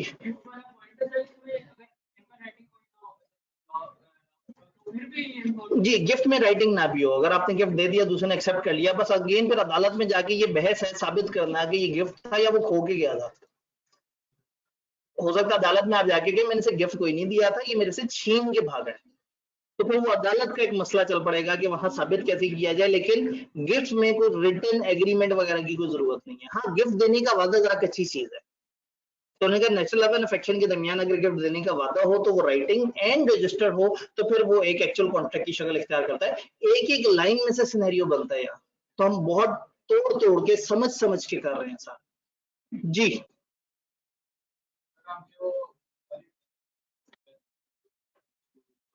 ठीक है, जी बिल्कुल ऐसे ही है। कंसिडरेशन दोनों तरफ से होनी चाहिए। एक भाई ने कहा सर आपने कहा कंसिडरेशन दोनों तरफ से हो, लेकिन कल वाली एग्जांपल में कंसिडरेशन दोनों तरफ से नहीं थी दोनों पार्टीज की तरफ से कंसिडरेशन थी, लेकिन घूम के कहीं और से आ रही थी। यार मैंने कहा था कंसिडरेशन कहीं को भी जा सकती है और कहीं से भी आ सकती है। अगर आप कॉलेज को पैसे देते और मैं भी ना आता क्लास में आपको पढ़ाने, तो फिर आप कहते हैं कि ये तो वन साइडेड कंसिडरेशन है, मैंने पैसे दे दिए, मुझे बदले में मिला कुछ नहीं। अब जरूरी नहीं कि आपको बदले में एग्जैक्टली कॉलेज की तरफ से मिले, कॉलेज किसी थर्ड पार्टी की तरफ से भी आपको कंसिडरेशन दे सकते हैं। जी बिल्कुल, तो कॉलेज वाले आपको कॉन्ट्रैक्ट करते हुए बताएंगे कि आपको ये सर्विस एक थर्ड पार्टी के थ्रू मिलेगी। अगर वो कहीं हम सर्विस देंगे और बाद में मुकर दें नहीं जी हम तो सर्विस नहीं देंगे, तो फिर आप कॉलेज पे केस कर सकते हैं। लेकिन इस केस में कॉलेज आपको एडमिशन के वक्त बताता है कि हम आपको फलाना थर्ड पर्सन की क्लास में एडमिशन दे रहे हैं। हाँ, मैं अगर किसी और को पढ़ाऊंगा तो भी गलत बात है, क्योंकि मुझे भी पैसे देते हुए उन्होंने कहा था कि इन कौम के मेमारों को पढ़ाना, जो कि ठाठे मारता समंदर। अब मैं सोच रहा हूँ बीलो में ये हाल है तो सीलो में क्या होगा। वो तो हंगामी अचानक से बैच लॉन्च हुआ था, और वो जिस टाइम पे हुआ तो उस टाइम पे तो कैंपस में 50 से ऊपर वाला कमरा भी कोई नहीं था, तो उधर तो शायद 5 बच्चे आए हुए होंगे। अल्लाह खैर करे, देखते हैं वहां क्या होती है। जी, यहां तक हमें बात समझ आई। नेचुरल लव एंड अफेक्शन में कौन से आते हैं, इसको थोड़ा सा उन्होंने ओपन छोड़ दिया, बस ये बता दिया कि वो रिश्ते जो आपस में बहुत क्लोज हैं। तो मैंने इसमें आपको एक हिंट दिया है, जो खूनी रिश्ते हैं ज्यादातर वो, एक खूनी रिश्ता होता है और एक खूनी रिश्ता होता है। ये दो तरह के रिश्ते बहुत क्लोज माने जाते हैं। खूनी रिश्ता जो ब्लड रिलेशन है, खूनी रिश्ता जो ब्लडी रिलेशन। नहीं समझ आएगा, गैर शादीशुदा है ना, नहीं समझ आएगी। भाई देखिए ना, वालदेन के साथ, औलाद के साथ, बहन भाइयों के साथ, वालदेन के साथ, औलाद की औलाद के साथ, इन सब के साथ होता है आपका ब्लड रिलेशन। सेम ब्लड है ना जो सबका है, तो आपकी औलाद, उसकी औलाद, उसकी औलाद, आपके वालदेन, उसके वालदेन, उसके वालदेन, ये सब जो एक ब्लड लाइन में चल रहे हैं, और आपके बहन भाई, ये सब बहुत क्लोज रिलेशन माने जाते हैं। कानून की नजर में एक और रिलेशन है जो इन सबसे ज्यादा क्लोज माना जाता है, स्पाउस। स्पाउस एक वर्ड है जो कि दोनों जेंडर्स के लिए इस्तेमाल होता है। एक मेल के लिए उसकी बीवी को स्पाउस कहेंगे, एक फीमेल के लिए उसके शोहर को स्पाउस कहेंगे, यानी कि शरीक हयात। तो ये जो जब भी क्लोज रिलेशन की बात आती है, बहुत ही नियर रिलेशन की और नेचुरल लव की बात आती है, तो ये जो ब्लड रिलेशंस हैं और जो ब्लडी रिलेशन है, खून खराबा, कत्लो गारा, ठा ठा ठा, लेट आए ठा, तो खैर ये रिलेशन जो है ये आपके क्लोज रिलेशन कहलाते हैं। नॉर्मली टिपिकली इसी में ही पाया जाता है नेचुरल लव। अब पेपर में फर्स्ट एक सवाल है, वो सवाल ये कहे कि आपका एक कजन है जो कि आप उसको हमेशा बड़े भाइयों की तरह मानते हैं, उससे आपका बड़ा क्लोज ताल्लुक है, और उसने आपको गिफ्ट देने का वादा किया, राइटिंग में भी हुआ, फलाना भी हुआ। अब आप कंफ्यूज हो गए कि मैं उसको कहूं या ना कहूं नेचुरल लव में, तो आपके पास हमेशा ऑप्शन मौजूद है, आप नीचे नोट दें। आप कहें if that cousin falls in the definition of natural love and affection, तो ठीक है, ये वैलिड है। और अगर वो फॉल नहीं करता तो फिर ये दूसरे कॉन्टेक्स्ट में आता है। तो वो रिलेशन जहां पे एक नेचुरल लव एंड अफेक्शन में एक वादा किया जाता है और वो वादा जरा स्ट्रांग होता है। आपका कोई दोस्त आपसे वादा करे मैं ये चीज आपको डिलीवर करूंगा, और आप उससे राइटिंग में ले लें या इस तरह से कर लें, और उसके बाद वो डिलीवर ना करे, तो वो हक बजाने पे, क्योंकि वो कहेगा कि कंसिडरेशन आपकी तरफ से क्या थी, कुछ भी नहीं। लेकिन अगर नेचुरल लव एंड अफेक्शन है तो उसमें कंसिडरेशन है, नेचुरल लव, वो प्यार मोहब्बत जिसकी वजह से वो आपको गिफ्ट दे रहा है। क्लियर? तो इसमें जो बहुत क्लोज रिलेशन है, जो आपके ब्लड लाइंस वाले रिलेशन है, और जो स्पाउस है, जो मियां या बीवी, ये रिलेशन ऐसे हैं जो बहुत क्लोज रिलेशन माने जाते हैं, जिसमें एक नेचुरल लव हम नॉर्मली काउंट करते हैं। डन जी। अब अगेन ब्लड एक डायरेक्ट रिलेशन है, एक थोड़ा सा इनडायरेक्ट हो जाता है। चचा के बेटे थोड़ा सा सेकंड लाइन हो जाती है, हाँ, लेकिन वालदेन के वालदेन सेम ब्लड आ रहा है, औलाद की औलाद सेम ब्लड, मतलब इसको हम कहते हैं लीनियल असेंडेंट और डिसेंडेंट, जो एक ही ब्लड लाइन में ऊपर से नीचे तक जा रहे हो। जी जी। अब अगेन नॉर्मली हम इसको इतना क्लोज रिलेशन नहीं मानते, नॉर्मली एक स्टेप साइड पे हो जाता है। तो ये डिपेंड करता है, पेपर में अगर आ जाए चचा भतीजा, तो बस आप ये कहते हैं कि अगर इनके दरमियान नेचुरल लव एंड अफेक्शन है तो ये बात वैलिड है, और अगर नहीं है, मतलब वो चीज जो आपको लॉ ने नहीं बताई, आप अपने दिन में क्यों लेते हैं। हाँ, ये मैंने आपको बता दिया कि जो इस तरह के रिलेशन है जो डायरेक्टली 1 to 1 रिलेशन है, लेकिन 1 to 1 रिलेशन, वालदेन, भाई बहन भाई, औलाद, ठीक है, और फिर मतलब ये है कि वालिदैन के वालिदैन ऑटोमेटिकली उस ब्लड लाइन में ही काउंट होते हैं। क्लियर जी। अगर नेबर या किसी फ्रेंड का जिक्र हो तो नेचुरल लव एंड अफेक्शन का कानून अप्लाई नहीं होगा, नॉर्मल कानून अप्लाई होगा। और नॉर्मल कानून क्या है? No consideration no contract. तो अगर किसी दोस्त ने गिफ्ट देने का वादा किया और गिफ्ट देने से बाद में मुकर गया तो आप उसको पाबंद नहीं ठहरा सकते। वो कहेगा मैंने वादा किया था, मैं कौन सा सीरियस था। हाँ, लेकिन अगर वो गिफ्ट दे चुके हो तो वो वापस नहीं ले सकते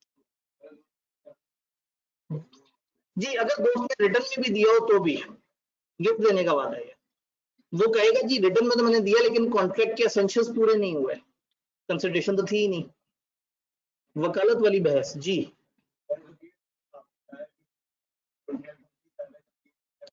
ठीक है,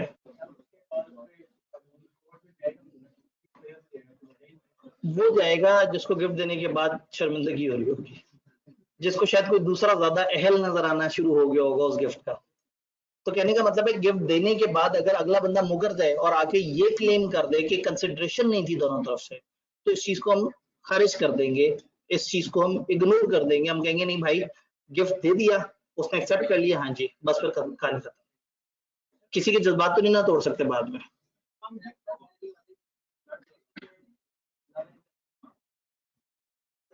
ये खतरनाक मामला है। इन्होंने कहा अगर ब्लड रिलेशन हो और लव और अफेक्शन ना हो, नेचुरली क्या है? देखिए ना, ये वर्ड जो नेचुरल है ना, ये बड़ा कीमती है। अगर मैं खाली लव एंड अफेक्शन लिखता तो मामला थोड़ा सा और तरफ चला जाता। नेचुरल का मतलब है कुदरती उनके अंदर प्यार है, वो बाद में कठोर बन जाए, मतलब माँ अपने बच्चे से नाराज हो जाए तो शायद वो एक कैफियत है, लेकिन कुदरत ने उनके दरमियान एक प्यार का रिश्ता डाला है। तो नेचुरल को यहाँ पे मतलब प्योर, ये जो प्योर प्यार है ना, असल वाला प्यार, फिल्मी वाला नहीं, जो हकीकी प्यार है उसकी बात हो रही है जी। तो वो नेचुरल लव में नहीं आ रही जी। स्टेप मदर अगर है तो फिर नेचुरल लव तो नजर नहीं आ रहा। नेचुरल लव तो ब्लड से ज्यादातर लिंक होता है। अब ऐसे में मैंने आपको क्या बताया, वालदेन, उनके वालदेन, औलाद, उनकी औलाद, बहन भाई और मियाँ बीवी। इसके अलावा पेपर में अगर कोई रिलेशन दिया और आपको रिलेशन देख के लग रहा है कि बहुत ही प्यार होता होगा, तो नीचे अजम्पशन लिख लें कि अगर ये नेचुरल लव एंड अफेक्शन में आते हैं तो ये रूल अप्लाई होगा, वरना नहीं होगा जी। एक बच्चा अडॉप्ट कर लिया, ठीक है, अच्छा ठीक है,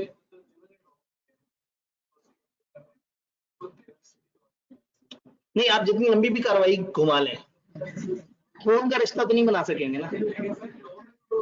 हो सकता है आप कहें उसको थोड़ा सा उसका खून निकाल के इनका खून इंजेक्ट कर दिया, इनका खून निकाल के, जब एक बच्चा हुआ ही अडॉप्ट है, कानून और नेचुरल, इसीलिए उन्होंने नेचुरल का वर्ड इस्तेमाल किया। अगेन वही बात है कि आप लोग अगर नेचुरल ही नहीं समझ पा रहे तो इसका मतलब है कि फिर सही है, आप सही ख्वार हो रहे हैं, जिस लव को आप लव समझना शुरू हो गए हैं। नेचुरल बड़ा पाकीज़ा होता है और ये रिश्तों की पाकीज़गी है, रिश्तों का आपस में तकद्दुस है जिसमें वो उनके दरमियान ये रिलेशन होता है, और ये नॉर्मली ब्लड लाइन की वजह से होता है नॉर्मली, इसलिए वर्ड नेचुरल है। तो अगर आपको पेपर में कुछ सिनेरियो नजर आए और आपको लगे कि ये नेचुरल नहीं है तो आप कह दीजिएगा यहाँ ये रूल अप्लाई नहीं करेगा। और अगर आप डाउट में हो तो फिर क्या करना है, नोट दे देना है कि इट इज अज्यूम कि इसमें नेचुरल लव नहीं है, या कह दें अगर नेचुरल लव हुआ तो कॉन्ट्रैक्ट वैलिड है और ना हुआ तो कॉन्ट्रैक्ट वैलिड नहीं। ठीक है, लॉ ने हमें जितना बताया हम उतना चलेंगे। मैं कोशिश करता हूँ थोड़ा सा उससे ऊपर जाके जरा इर्द गिर्द इतना आपको बता दिया जाए कि पेपर में सिनेरियो तो आप परेशान ना हो। आप उस इर्द गिर्द में से 7 वाली बस पकड़ते हैं, एक दूसरे शहर पहुंच जाते हैं, उस शहर में एक तीसरी गली में जाके वहां से एक सवाल लेके आते हैं। पहले ये शहर को तो समझ लें जिस शहर में हम चल रहे हैं, ऐसा ना हो कि शहर को छोड़ के हम अतराफ ही घूमते रहे जी। जनाब, गिफ्ट एक्सेप्टेड और डिलीवर्ड और नेचुरल लव एंड अफेक्शन, काश यहाँ लव का लफ्ज नहीं लिखा होता, आप लोगों के सवाल ही नहीं खत्म हो रहे जी। क्या था सवाल? ठीक है जी, अगर हम किसी को गिफ्ट दें और बाद में हमारी उससे लड़ाई हो जाए तो क्या हम उस पर लीगल केस कर सकते हैं? चला गया यही तो समझाने की कोशिश कर रहे हैं कि अब आप भले कहते हैं कि नहीं जी ये वन साइडेड था, वो कहेंगे गिफ्ट दे दिया, उसने एक्सेप्ट कर लिया, जॉब तोड़ जाओ। मेरे ख्याल में अब खामखा मजीद आप आगे चलते रहेंगे। एक आखिरी सवाल लेते हैं, अगर राइटिंग के दौरान वो बंदा ड्रंक हो फिर क्या होगा? देखिए हम इस वक्त पढ़ रहे हैं एक एसेंशियल, कॉन्ट्रैक्ट टेक के सारे एसेंशियल्स पूरे होंगे तो कॉन्ट्रैक्ट बनेगा ना। लेकिन प्रॉब्लम ये है कि हम इस वक्त कंसिडरेशन की गहराई में उतरे हुए हैं, तो हम सारी बातें उसकी कर रहे हैं ये अज्यूम करते हुए कि बाकी चीजें सही होंगी, कॉन्सेंट भी होगी, कंपिटेंट होंगी पार्टीज वगैरह। वरना तो भाई बाप एक छोटे बच्चे से अगर कॉन्ट्रैक्ट कर रहा है तो बच्चा तो वैसे ही माइनर है। लेकिन याद है बच्चा अपने हक के लिए केस कर सकता है, वालिद बच्चे पे केस नहीं कर सकता। बच्चा अगर वालिद को गिफ्ट दे दे वापस ले सकता है, वालिद गिफ्ट दे दे वो नहीं ले सकता, बच्चा तो बच्चा है। कहानी को एक स्टेप आगे बढ़ाते हैं। दूसरा मामला, promise to compensate past voluntary service.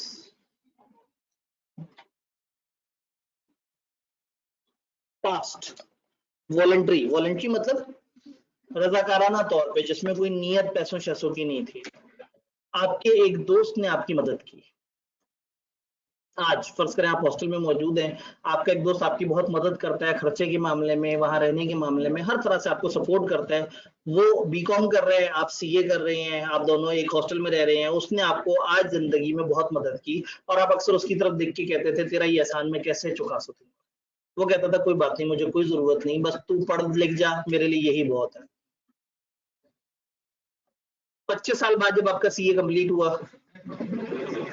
और उसके बाद आपके 15-16 साल के एक्सपीरियंस भी हो गया, चले ऐसे कर तो फर्ज करें बहुत अरसे बाद आपका सीए कंप्लीट हुआ। देखिए मैं अरसा बताते हुए भी ना, मतलब मैं कम टाइम बता नहीं पा रहा, कम टाइम फ्रंट ऑफिस वाले बताते हैं। तो एक काफी अरसे बाद आपका सीए कंप्लीट हुआ, आपने खुशहाल जिंदगी शुरू कर दी। एक दिन बैठे बैठे अचानक से अपना दोस्त याद आया, आपने उसे ढूंढा तो पता ही लगा कि वो बेचारा हालात की वजह से बीकॉम से आगे नहीं जा सका था और टूटी बची सी कोई नौकरी कर रहा था और आज वो बहुत मुश्किल हालात में। आप उसके पास गए, आपकी आंखों में आंसू आ गए, आपने कहा दोस्त मैंने तुझे भुला दिया। उसने कहा कोई नहीं, दुनिया है ही पितल दी। तो मतलब आप अगर मुझे भूल चुके हैं तो ठीक है, दुनिया ऐसी और ऐसा कोई नहीं है, मैंने कोई इस नियत से थोड़ी आपके फेवर की थी। आपने नहीं, लेकिन आज जो है मैं इस पोजीशन पे हूँ कि मैं जो है वो तुम्हारे उन पास के किए हुए एहसानात में से कुछ को चुका सकूं। तो आपने उसे कहा जी मैं तुम्हें 10 लाख रुपए का चेक दूं, वादा कर लिया। उसने कहा जरूरत नहीं है, आपने कहा नहीं यार आई इंसिस्ट, मैं तुम्हें 10 लाख का चेक दूंगा। उसने कहा अच्छा ठीक है। उसके बाद जब आप अपनी दुनिया में दोबारा मशगूल हुए फिर भूल गए। अब वो शख्स अदालत जाके कह सकता है कि इसने वादा किया था 10 लाख का चेक देने का और नहीं दिया, हालांकि कंसिडरेशन दोनों तरफ से नहीं है। कंसिडरेशन तो आपकी तरफ से, आप कह रहे हैं मैं 10 लाख दूंगा, उसने तो पास्ट में जो किया था वो तो वॉलेंटरी था, वो उसकी नियत कंसिडरेशन की तो नहीं थी। लेकिन अगर आज आप किसी को जाके पुराना वादा याद करा के और एक्नॉलेज कर दें और कहें मैं उसके बदले में तुम्हें कंपनसेट करूंगा, कंपनसेट मतलब तुम्हारा हर्जाना अदा करूंगा, तुम्हारा नुकसान या तुम्हें किसी ना किसी तरह से बेनिफिट दूंगा, तो ये कॉन्ट्रैक्ट एक्ट में काबिले कबूल है। हालांकि इसमें एक तरफ कंसिडरेशन और एक तरफ नहीं है, लेकिन उन्होंने इखलाकियात के दायरे में रह के देखा कि अगर एक पास वॉलंटरी सर्विस थी दोस्त की और आपने आज उसका एतराफ करके उसको वादा कर दिया कि अब मैं उस पास्ट में अच्छे किए गए काम का तुम्हें सिला दूंगा, तो ये वाला वादा कॉन्ट्रैक्ट है, चाहे इसमें एक तरफ से कंसिडरेशन नहीं। ये जबानी भी चल जाएगा। जबानी कैसे पता लगेगा? जैसे जबानी ऑफर और एक्सेप्टेंस का पता लग जाता है। नहीं वो कैसे पता लगता था बताएं? मैं वही तो, मेरा अगला सवाल ना, आपने ये ऑफर एक्सेप्टेंस में सवाल क्यों नहीं पूछा? उधर भी तो मैंने कहा था जबानी भी हो जाता है, जबानी वाला कैसे वेरीफाई होगा? जबानी अगर कॉन्ट्रैक्ट है, अदालत तो अदालत में कैसे साबित होगा? अदालत को क्या चाहिए होगा? गवाह। राइटिंग वाले में मैंने कहा था साइनिंग और वो ठप्पा शप्पा स्टाम्प पेपर वगैरह होता है, और जो जबानी कॉन्ट्रैक्ट होते हैं उसमें नॉर्मली गवाह होते हैं। तो एक चीज है, कानून को हम कभी भी अपने हाथ में नहीं लेंगे, ये नहीं सोचेंगे कि अदालत में साबित कैसे होगा, हम सिर्फ कानून बता देंगे ये कानून है, ये सही है, ये गलत है। अदालत उसको साबित कैसे करेगी, उस पर दफा जुर्म कैसे आयद होगी, वो अदालत का मसला है, ये हमारा मसला कभी भी कॉन्ट्रैक्ट एक्ट में नहीं है। तो कोशिश करना हम इंटरप्रिटेशन में ना जाए, हम ये ना सोचें कि अदालत बेचारी कितनी मुश्किल से साबित करेगी, हम बता दें कानून ये है और इस कानून के तहत ये सही है और इस कानून के तहत ये गलत। तो अगर एक दोस्त ने दूसरे दोस्त से वादा किया उसकी पुरानी वॉलंटरी सर्विस को पे करने का, तो ये वादा कॉन्ट्रैक्ट है, हालांकि इसमें एक तरफ से कंसिडरेशन और एक तरफ से कंसिडरेशन नहीं है। अगर गवाह ना हो तो अदालत से पूछेंगे, ये तो हमारा मसला ही नहीं है भाई। मैं कभी भी ए जब बी को ऑरेंजेस देता है तो मैंने क्या बैक में कोई सी या डी बिठाए गवाह पे? कभी आपको बताया कि दो गवाह भी मौजूद थे वहां पे? और मैंने आपको पहले दिन क्या कहा था, हमारी जितनी भी एग्जांपल्स है हमारी एक अजम्पशन होगी, लीगल बाइंडिंग है। मैं कहूंगा ए ने बी से ये अरेंजमेंट किया तो आपने ये नहीं कहना सर इसमें राइटिंग में तो हुआ नहीं, सर इसमें गवाह तो थे नहीं। ये हमारी अजम्पशन है कि हम जितनी भी बातें कर रहे हैं बैक एंड पे लीगल बाइंडिंग है। और अगर गवाह नहीं थे तो अदालत में साबित कैसे होगा, वो अदालत का मसला है। मैं तो आपको बताऊंगा कानून ये ऐसे ही है जैसे मैं आपसे कहूंगी जी हमारे सिलेबस में लिखा है झूठ बोलना बुरी बात है और झूठ बोलने वाले को सजा मिलेगी। अब अगर आप कहें सर अगर उसने चुपके से झूठ बोल दिया, सो उसने साथ वाले कमरे में जाके झूठ बोल दिया, वो कैसे पकड़ा? वो पकड़ा वैसे जाएगा जो पकड़ने वाले का एहतसाब का सिस्टम। तो हमें उस सिस्टम में नहीं एंटर होना कि ये पकड़ा कैसे जाएगा, जुर्म सजा कैसे होगी। हमने कहना है झूठ बुरी बात है और इसमें सजा होती है, ये हमारे कानून में लिखा होगा। तो मैं बता रहा हूँ कि ये चीज वैलिड है, ये चीज इनवैलिड है। अब ये पकड़ी कैसे जाएगी, हिसाब किताब कैसे होगा, किसको जुर्माना होगा, क्या मसला होगा, वो अदालत के मामला। तो हम कॉन्ट्रैक्ट एक्ट पढ़ रहे हैं, हम इंटरप्रिटेशन नहीं पढ़ रहे, हम एलएलबी नहीं कर रहे। ये बात हमेशा ध्यान में रखनी है। सिर्फ जरा करते हुए, सिर्फ कानून को डिफेंड करते हुए वकालत वाला जहन बनाए, लेकिन ये मत सोचें कि मैं इसको 6 साल की सजा दिलवाऊं या 3 साल की सजा, वो हमारे स्कोप से बाहर हो जाता है। तो कोशिश करना अपने आप को ब्रेक लगा दें। अदालत के अंदर, अदालत के दरवाजे के अंदर क्या हो रहा है उसको हम कुछ नहीं कर सकते, हम खोल के भी नहीं देखेंगे तो ही अदालत हो जाती है। बस हम कहेंगे ये मामला अदालत के जिम्मे। रीजनेबल टाइम कितना होता है, जितना अदालत समझे। सर अगर अदालत को समझ ना आ रहा हो रीजनेबल टाइम कितना है, तो हम कहेंगे वो अदालत का मसला है। खबरदार जजों के बारे में कुछ नहीं बोलना, उनको समझ आ जाना है, वो अच्छे लोग हैं। तो अदालत से छेड़छाड़ नहीं करनी जी।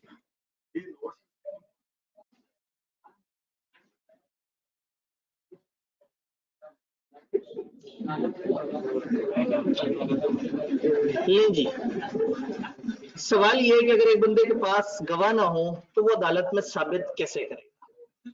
ठीक है, पाकिस्तान पीनल कोड एक किताब है, आपने वो सर्च करनी है गूगल पे। फिर गूगल पे एलएलबी का सिलेबस सर्च करना है, वहां एक पेपर है इंटरप्रिटेशन। इंटरप्रिटेशन के आगे देखना है कि उन्होंने कौन कौन सी किताबें सजेस्ट की हैं, वो किताबें आगे देखनी है। उसमें उन्होंने सारे तरीके बताए हैं कि अदालत में साबित कैसे होता है। लेकिन इस वक्त हमने अदालत में नहीं, हमने क्लास में साबित करना है। आप सही कह रहे हैं, देखिए आपका पॉइंट बिल्कुल वैलिड है, एक बच्चे का परेशान होना इस पे बिल्कुल वैलिड है कि सर अगर गवाह नहीं है फिर क्या होगा, तो इसका जवाब कौन देगा? अदालत कहेगी अच्छा गवाह नहीं है, फलाना तरह का एविडेंस है, फलाना तरह का एविडेंस है। एविडेंस की कई किस्में होती हैं। अगेन मतलब हम गलत तरफ चले जाएंगे, हमने वहां नहीं जाना, वो खतरनाक जगह है, हमने क्लास में रहना है।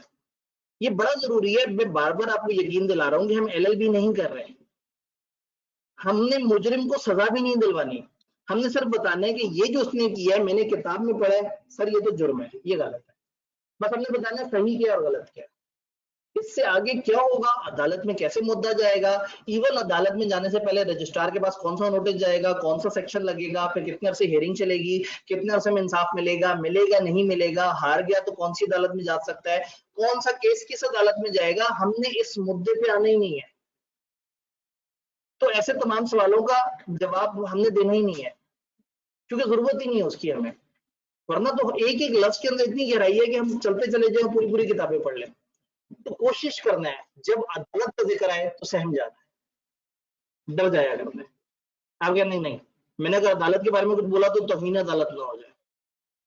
तो जब मामला अदालत पे चला गया ना, तो अदालत में साबित कैसे होगा, क्या होगा, किसने क्या किया था, क्या एविडेंस था, हमारे स्कोप से बाहर। ये ब्रेक लगाना बड़ी जरूरी है, नहीं तो बंदा हर वक्त असल सब्जेक्ट मैटर को छोड़ के इसी में फंसा रहेगा कि अदालत में कैसे साबित होगा। इस वक्त सब्जेक्ट मैटर क्या है, दोस्त ने या किसी अच्छे आदमी ने पास्ट में कुछ वॉलंटरी सर्विस दी बगैर पैसों की नियत के, आपने आज फ्यूचर में उसकी पास्ट सर्विसेज को एक्नॉलेज करके वादा कर लिया कि मैं उस गुज़िश्ता के अवैध तुम्हें आज ये इनाम दूंगा, ये पैसे दूंगा। तो अब ये जो आज आपने वादा किया है गुज़िश्ता उस सर्विस का जो उसने पैसों की नियत से नहीं की थी, ये कॉन्ट्रैक्ट बन जाए। देन इसमें चौथा वाला आएगा। पहले 3 में इतने सवाल है तो चौथे में भी सवाल होंगे। जी बताइए। नोट्स तो मैंने भी आपको दिखाई नहीं, मैं तो आपको नोट्स दिखाई नहीं अभी, मैं तो अभी आपको पढ़ा रहा हूँ। क्या मैंने आपको कहा कि आपने साथ साथ नोट्स में लिखी हुई लाइनें पढ़नी है, उसकी अंग्रेजी में बता रहा हूँ। मैं सामने इंग्लिश ही नहीं लेके आया, मैंने स्लाइड तैयार की हुई इंग्लिश वाली। हाँ, हर अगले दिन मैं आपको हमेशा कहूंगा, मैं हमेशा एक्सपेक्ट करूंगा कि आप अगले दिन नोट्स पढ़ के आ रहे हैं। आप साथ साथ ढूंढ रहे होते हैं यार लाइन इतनी सी है, सर पता नहीं 15 मिनट से क्या गप्पे मारी जा रहे हैं। भाई मुझे सुन ले, मैं उसके वो सारी बातें समझा रहा हूँ जो पेपर में काम आने वाली है। जुमला इतना सा है लेकिन उसमें गहराई काफी है, तो गहराई क्लास में अंडरस्टैंड करें, अगले दिन घर जाके पढ़ के आए। मुझे 50 मिनट है वो भी तो गुजारने, फिर आके मुझे कहे सर तीसरी लाइन नहीं समझ आई, सर 5वीं लाइन नहीं समझ आई, मैं हाजिर हूँ, मैं कौन सा भाग जाऊंगा। लेकिन क्लास में रहते हुए मुझे सुन ले, यकीन माने बड़ा मजा आएगा। Promise to compensate past voluntary service, ये तीसरा वाला था। चौथा time barred debt, time barred debt, इसको टाइम बैंड डेट भी कहते हैं। तो BA डबल आर के साथ भी हो सकता है, BA डबल N के साथ भी हो सकता है। एक लॉ है लिमिटेशन का लॉ, लिमिटेशन लॉ, और ये हमारे सिलेबस में हरगिज नहीं है। इससे पहले कि आप पूछें सर लिमिटेशन का क्या मतलब है और लॉ का क्या मतलब है और दोनों अगर इकट्ठे हो तो उसका क्या मतलब है और इसके अंदर कितने सेक्शन है, ये हमारे सिलेबस में नहीं है।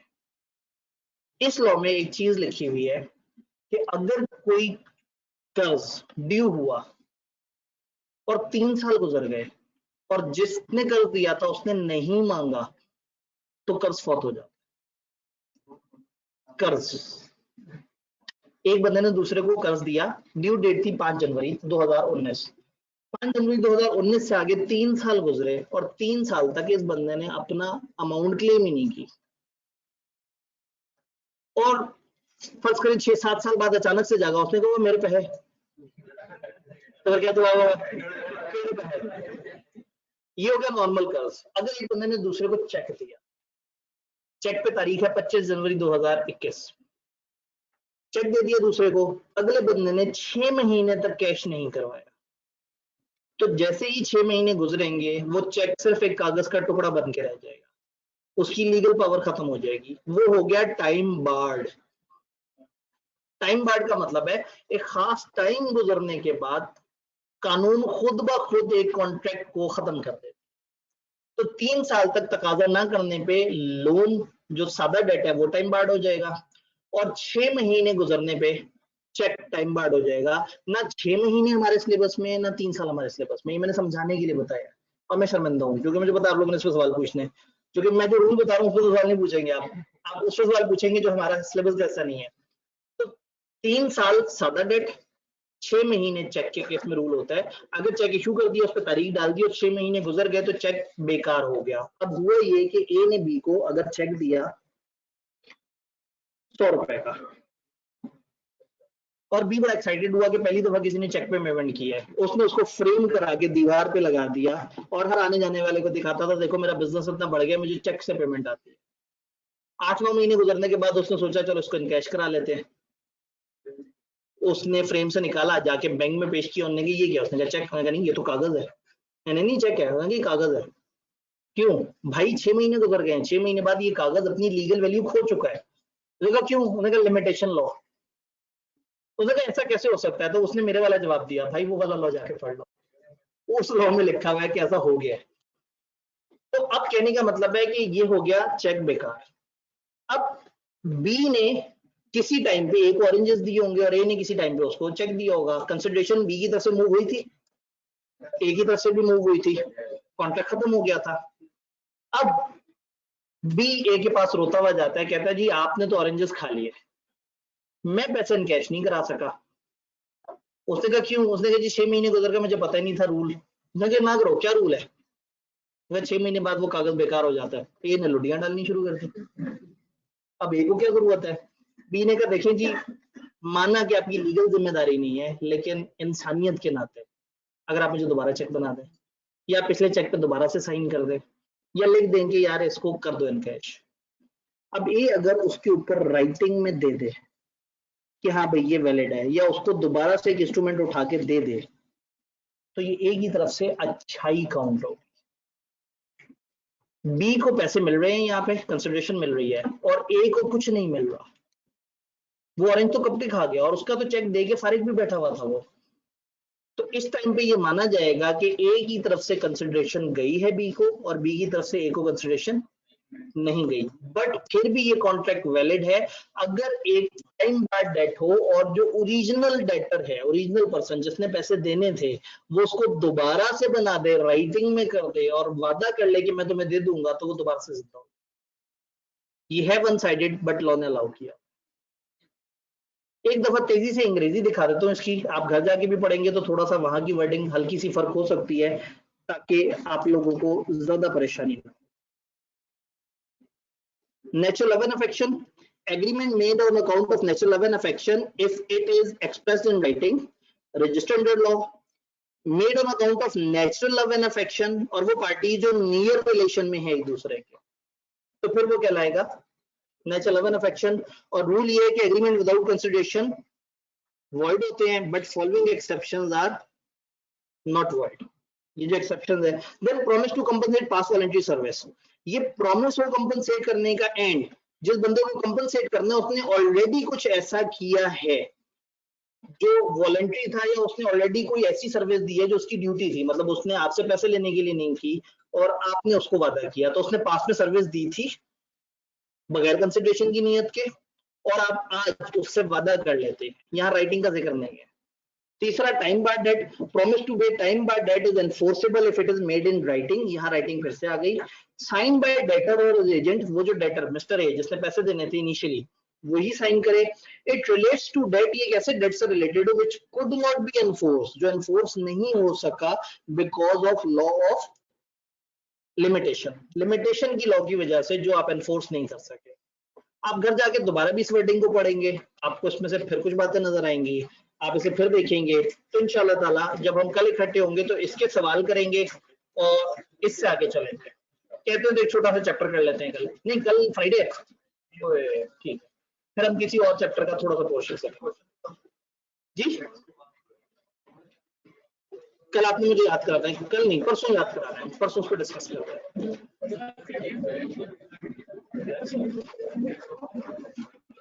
जी।